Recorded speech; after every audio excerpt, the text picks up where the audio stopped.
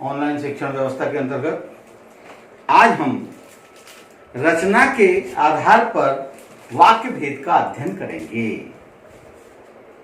रचना के आधार पर वाक्य भेद केंद्रीय माध्यमिक शिक्षा बोर्ड की 10वीं के हिंदी विषय के आ कोर्स के पाठ्यक्रम में है।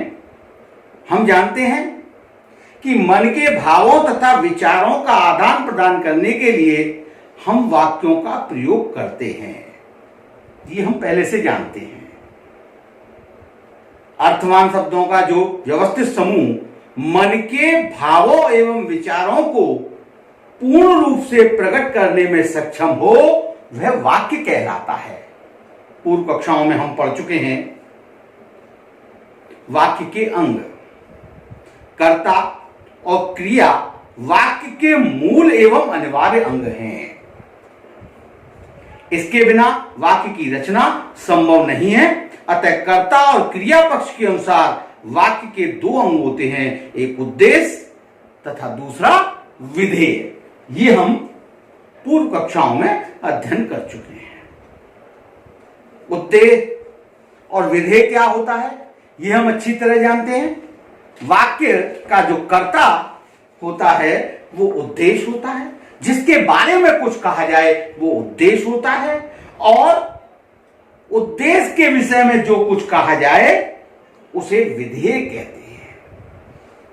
उद्देश्य और विधेय का विस्तार संबंध बोधक शब्दों से, विशेषण शब्दों से, संबंध कारक जोड़ करके, कर्म विशेषण, करण अधिकरण तक की कारकीय पद एवं क्रिया विशेषण आदि जोड़ करके हम उद्देश्य का विस्तार कर सकते हैं।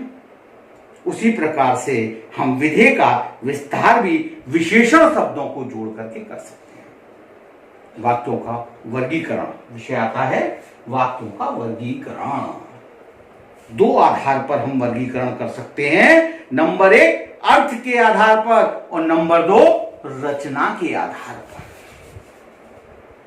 अर्थ के आधार पर हम पूर्व कक्षाओं में अध्ययन कर चुके हैं। रचना के आधार पर वाक्य भेद का हम यहां अध्ययन करेंगे। तो रचना के आधार पर वाक्य के मुख्य 3 भेद होते हैं। नंबर 1 सरल वाक्य, नंबर 2 संयुक्त वाक्य और नंबर 3 मिश्र वाक्य।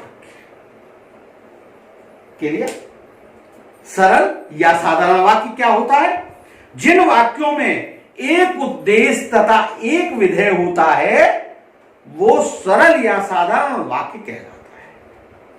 दूसरे शब्दों में हम कह सकते हैं कि हम कह सकते हैं कि इन वाक्यों में मुख्य क्रिया एक ही होती है। इसमें मुख्य क्रिया एक ही होती है। पूर्वकालिक क्रिया का इसमें प्रयोग किया जा सकता है। जैसे राम घर जा रहा है। राम करता है, जा रहा है क्रिया है। दूसरा वाक्य हम देखते हैं, मोहन खाना खाकर सो रहा है। यहां एक पूर्वकालिक क्रिया है, खाना खाकर, और मुख्य क्रिया क्या है? सो रहा है। तो ये सरल वाक्य बहुत ही सरल, इसका एक उद्देश्य एक विधेय। सामान्य वाक्य जो होता है उसको सरल वाक्य कहते हैं। दूसरा आता है संयुक्त वाक्य। जो वाक्य योजक शब्दों अर्थात समानाधिकरण समुच्चय बोधक अव्ययों,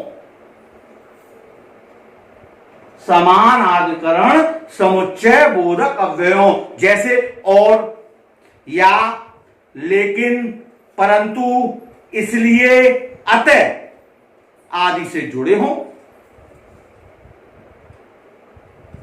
वो संयुक्त वाक्य। दो या दो से अधिक जब स्वतंत्र वाक्य मिल जाते हैं तो वो संयुक्त वाक्य बन जाते हैं। दो या दो से अधिक सरल वाक्य मिलकर के संयुक्त वाक्य का निर्माण करते हैं। ध्यान रहे कि जब हम संयुक्त वाक्य में से योजक शब्द को हटा देते हैं तो दोनों वाक्य स्वतंत्र अर्थ स्पष्ट करते हैं। जैसे बादल गरजे और बिजली चमकने लगी। बादल गरजे और बिजली चमकने लगी। अब यहां देखिए, बादल गरजे, यहां और समुच्चय बोधक अव्यय से जुड़ा हुआ है। समान अधिकरण समुच्चय बोधक अव्यय से ये दो वाक्य जुड़े हुए हैं। पहला वाक्य क्या है? बादल गरजे, और को हटा दे, बादल गरजे पूर्ण स्वतंत्र अर्थ दे रहा है। करता है बादल, गरजना क्रिया है, उद्देश्य विधेय है। बिजली चमकने लगी, बिजली करता है, चमकने लगी, और हटा दिया। दोनों वाक्यों के अपने अपने स्वतंत्र अर्थ यहां पर उत्पन्न हो गए। क्लियर? आगे चलते हैं।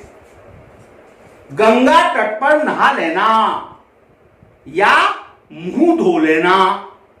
यहां क्या है? दो वाक्य है। गंगा तट पर नहा लेना और मुंह धो लेना।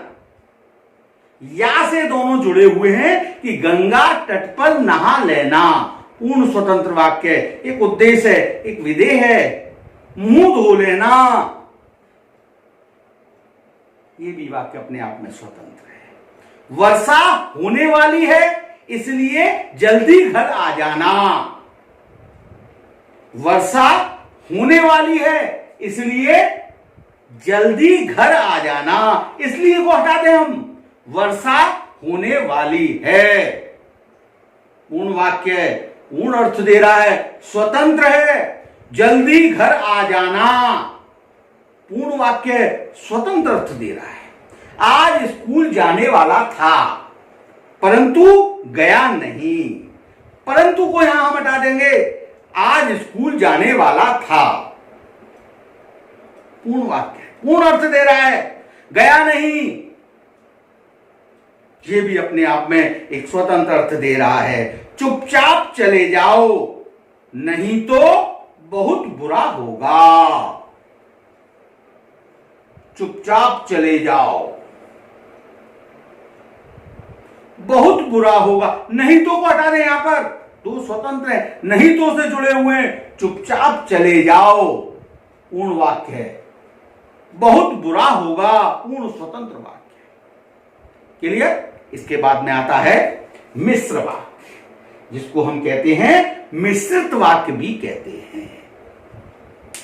जिस वाक्य में एक प्रधान अर्थात मुख्य उपवाक्य हो तथा शेष अन्य उपवाक्य उस पर आश्रित हो, वो मिश्र या मिश्रित वाक्य कहलाते हैं। ध्यान रहे, ये व्याधिकरण समुच्चय बोधक अव्ययों से जुड़ते हैं। संयुक्त वाक्य समानाधिकरण समुच्चय बोधक अव्यय से जुड़ते हैं और मिश्र वाक्य व्याधिकरण समुच्चय बोधक अव्ययों से जुड़ते हैं। क्या कौन कौन से होते हैं? जैसे कि, जो, वह, वही, जिसके, जिससे, आदि। उदाहरण के लिए देखिए, राम ने कहा कि कल से स्कूल खुलेगा। राम ने कहा कि कल से स्कूल खुलेगा। यहां की से वाक्य जुड़ा हुआ है, तो यहां कौन सा हो गया? मिश्र वाक्य। मेरे पास जो पेन है, मेरे पास जो पेन है वह पिताजी ने दिया था।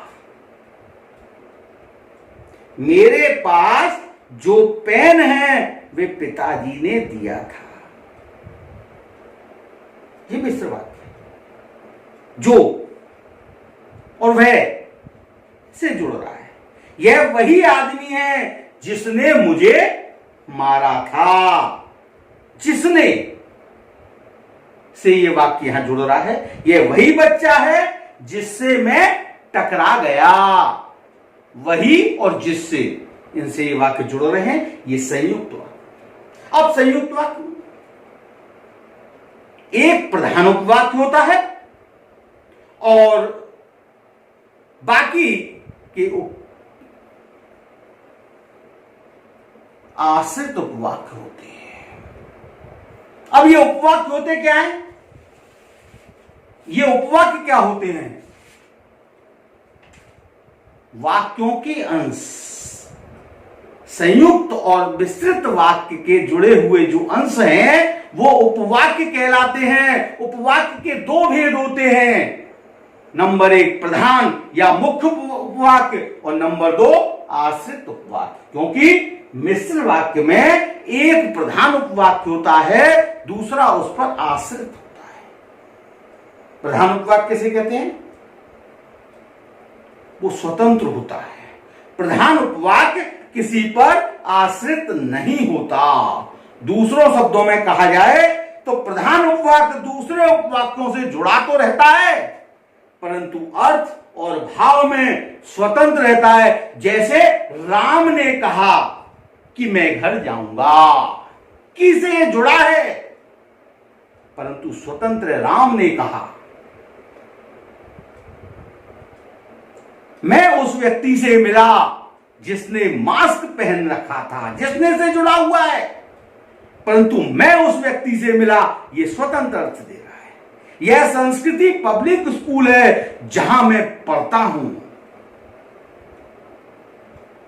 जहां मैं पढ़ता हूं। ये क्या है? ये सब प्रधान उपवाक्य हैं, ये स्वतंत्र अर्थ दे रहे हैं। क्लियर? उसके बाद आता है आश्रित उपवाक्य। नंबर 2 आश्रित उपवाक्य। ये प्रधान उपवाक्य पर आश्रित होते हैं। आश्रित उपवाक्य मुख्यतः 3 प्रकार के होते हैं। नंबर 1 संज्ञा उपवाक्य, नंबर 2 विशेषण उपवाक्य और नंबर 3 क्रिया विशेषण उपवाक्य। नंबर 1 संज्ञा उपवाक्य क्या होता है? ये प्रधान उपवाक्य की किसी संज्ञा या संज्ञा पदवन के स्थान पर उस वाक्य में आता है। मिश्र वाक्य में प्रधान उपवाक्य की किसी संज्ञा या संज्ञा पदबंध के स्थान पर आता है। जैसे राम ने पूछा कि तुम कहां रहते हो। राम ने पूछा कि तुम कहां रहते हो। राम ने पूछा कि तुम कहां रहते हो।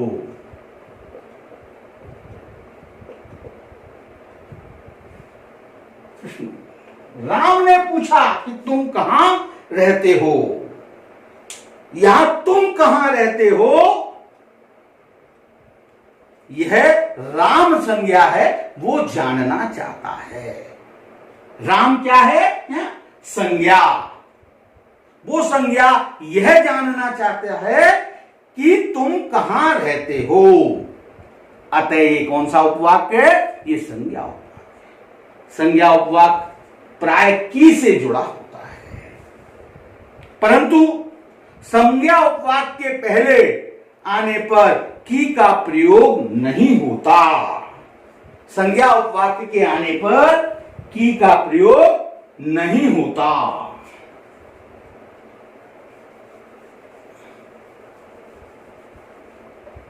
जहां आश्रित उपवाक्य पहले है, जैसे तुम कहां रहते हो। राम ने पूछा। तुम कहां रहते हो, राम ने पूछा। प्रधान उपवाक्य क्रिया के साथ जब हम क्या लगा देते हैं और जो उत्तर आता है वही आश्रित उपवाक्य।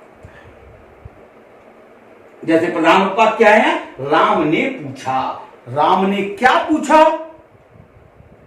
राम ने क्या पूछा? राम ने पूछा कि तुम कहां रहते हो, ये राम ने पूछा।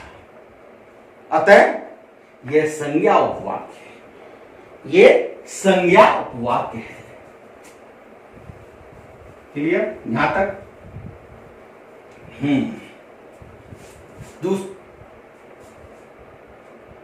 दूसरा आता है विशेषण उपवाक्य।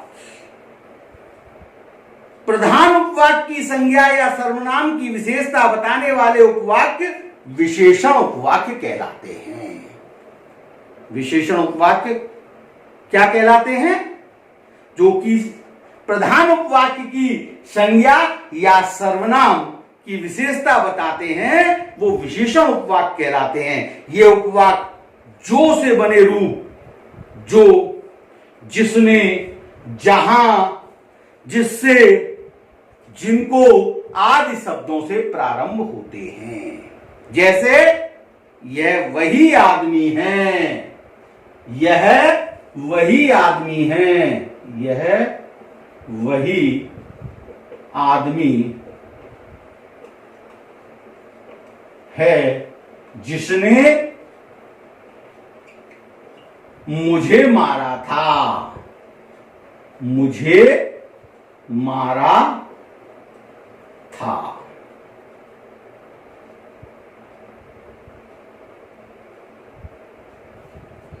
यह वही आदमी है जिसने मुझे मारा था। यह वही छात्र है जो स्कूल नहीं आता। इन वाक्यों में प्रधान उपवाक्य की संज्ञा आदमी,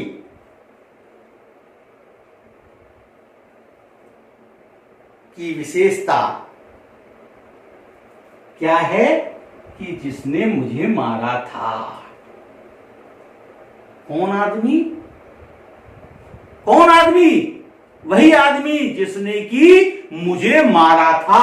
यहां आदमी की विशेषता जिसने मुझे मारा था उपवाक्य से बताई जा रही है। इसलिए यहां पर क्या है? ये आश्रित। कौन सा उपवाक्य? विशेषण उपवाक्य। दूसरा वाक्य क्या था? यह वही छात्र है जो स्कूल नहीं जाता। यहां छात्र संज्ञा की विशेषता बताई जा रही है। क्या विशेषता है? कि ये छात्र स्कूल नहीं जाता, ये स्कूल न जाने वाला छात्र है। यहां छात्र की विशेषता बताई जा रही है। अतः वो पदबंध जो है स्कूल नहीं जाता जो उपवाक्य है, वो कौन सा उपवाक्य है? वो विशेषण उपवाक्य। क्लियर? इसके बाद में तीसरा आता है क्रिया विशेषण उपवाक्य। जो वाक्य प्रधान उपवाक्य की क्रिया की विशेषता बताते हैं, जो वाक्य प्रधान उपवाक्य की क्रिया की विशेषता बताते हैं, वे उपवाक्य क्रिया विशेषण कहलाते हैं। वे उपवाक्य क्या कहलाते हैं? क्रिया विशेषण कहलाते हैं। जैसे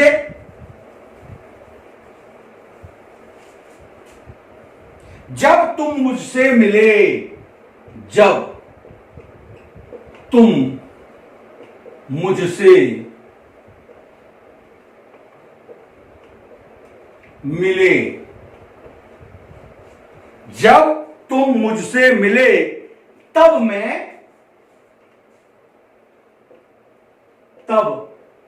मैं छोटा था। क्लियर? दूसरा वाक्य क्या है? यदि वर्षा अच्छी होगी, यदि वर्षा अच्छी होगी, यदि वर्षा अच्छी होगी तो फसल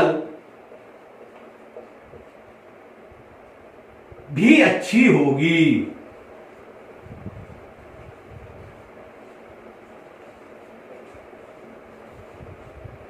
अब इन दोनों वाक्यों को देखिए। इन दोनों वाक्यों में क्रम से छोटा था क्रिया है ना, छोटा, होगी होना, फसल का होना ये क्रिया है। इसकी विशेषता क्या बता रही? फसल अच्छी होगी, कब अच्छी होगी? वर्षा होगी। होने की विशेषता वर्षा से बताई जा रही है। होना क्रिया की विशेषता ये उपवाक्य से बताई जा रही है। अतः यहां पर क्रिया विशेषण उपवाक्य है कि यदि वर्षा अच्छी होगी, ये क्रिया विशेषण। पहले वाक्य में जब तुम मुझसे मिले थे तब मैं छोटा था। जब तुम मुझसे मिले थे तब मैं छोटा था। कब मैं छोटा था? जब तुम मुझसे मिले, मैं छोटा था, तब क्या हुआ? तब तुम मुझसे मिले थे। यानी यहां भी क्रिया की विशेषता बताई जा रही है, अर्थात यहां पर क्या है? ये क्रिया विशेषण। इनकी पहचान के लिए क्रिया के साथ कब, कहां, कैसे, कितना, क्यों लगाकर प्रश्न करने पर उत्तर में क्रिया विशेषण उपवाक्य आता है। इन प्रश्नों में यदि हम इनमें इन शब्दों को लगा दें, कौन कौन से शब्द? कब, कहां, कैसे, कितना, ये शब्द अगर हम इनके साथ लगा दें तो इसका उत्तर है क्रिया विशेषण उपवाक्य निकल करके सामने आ जाएगा। मैं कब छोटा था? उत्तर मिला जब तुम मुझसे मिले थे। फसल कब अच्छी होगी? या हम कह सकते हैं फसल कैसे अच्छी होगी? उत्तर मिला जब वर्षा अच्छी होगी या वर्षा अच्छी होने पर। अतः यहां पर तुम मुझसे मिले थे या यदि वर्षा अच्छी होगी, ये दोनों क्रिया विशेषण उपवाक्य। क्लियर? इसके बाद में आता है वाक्य रचनांतरण, वाक्य रूपांतरण, यानी वाक्य को बदलना, वाक्य को परिवर्तित करना, एक वाक्य से दूसरे प्रकार के वाक्य में बदलना वाक्य रचनांतरण कहलाता है, वाक्य रूपांतरण कहलाता है।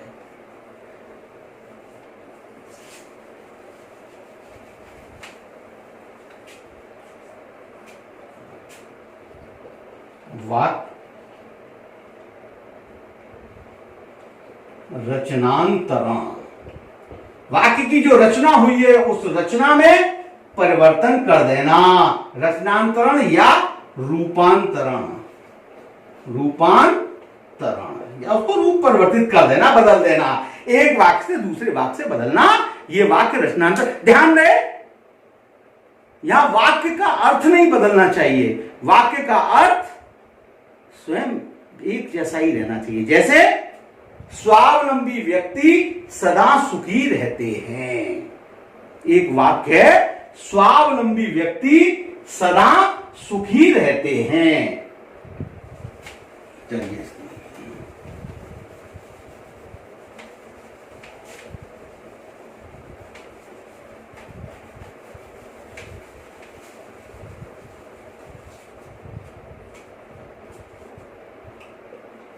स्वावलंबी व्यक्ति सदा सुखी रहते हैं।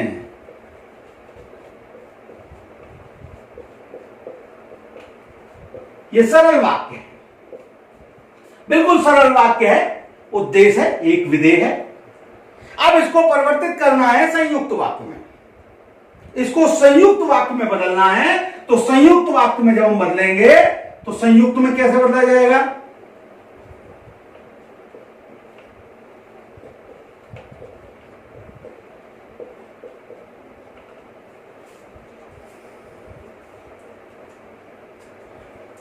वे स्वावलंबी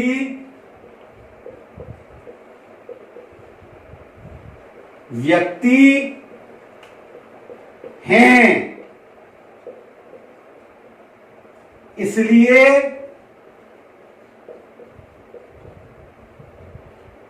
सदा सुखी रहते हैं।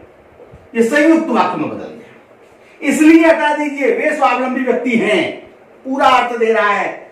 सदा सुखी रहते हैं, पूर्ण अर्थ दे रहा है। ये दो संयुक्त वाक्य। इसके बाद में बदलते हैं मिश्र वाक्य में। जब हम मिश्र वाक्य में बदलेंगे तो कैसे हो जाएगा? मिश्र वाक्य में जब बदलेंगे तो क्या होगा? जो व्यक्ति स्वावलंबी होते हैं, जो व्यक्ति स्वावलंबी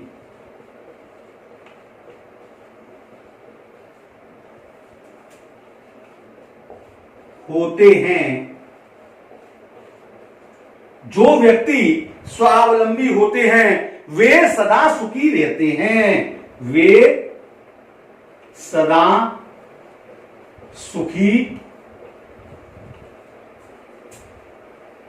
रहते हैं। यहां देखिए आप, जो व्यक्ति स्वावलंबी होते हैं वे सदा सुखी रहते हैं। यहां प्रधान वाक्य कौन सा है? सदा सुखी रहते हैं। इस पर आश्रित कौन है? जो व्यक्ति स्वावलंबी होते हैं। सदा सुखी कौन रहते हैं? जो व्यक्ति स्वावलंबी। तो यहां पर ये मिश्र वाक्य, ये तीनों प्रकार के वाक्यों बदले। यहां देखा आपने, वाक्यों में परिवर्तन जरूर हुआ, वाक्य का रचनांतरण हुआ, वाक्य का रूपांतरण हुआ, परंतु वाक्य का अर्थ नहीं बदला। बस आज इतना ही। धन्यवाद।